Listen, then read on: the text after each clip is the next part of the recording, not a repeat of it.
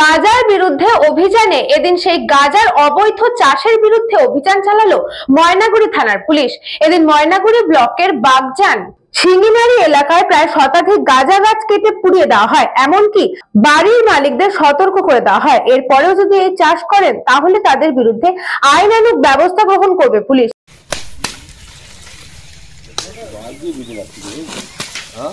বললাম না এখানে করতে হবে, বেশি আছে। ওই বাড়িতে দেখেন, ওই বাড়িতে ওই যে আছে কেন আছে যা ও দুইটা স্যার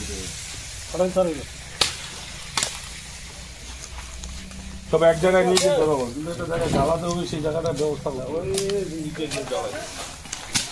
জানবে তো ছেলেগুলো আছে জায়গায় দেখলাম না জ্বালানো, শুধু বলতে জ্বালাবে আমি ভালোই লাগে।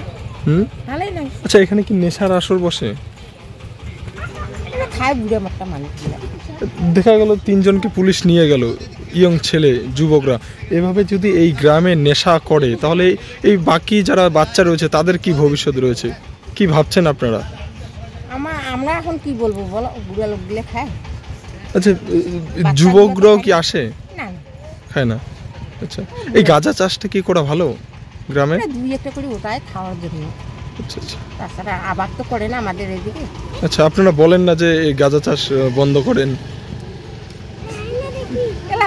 ওরা খায়, হাসি করে 2-1টা ওটায়, আমরা কি বলবো। St. Augustine's Day School, Barakpur. Success for every child. Admission open 2026 to 2027. Contact number 900793 4555.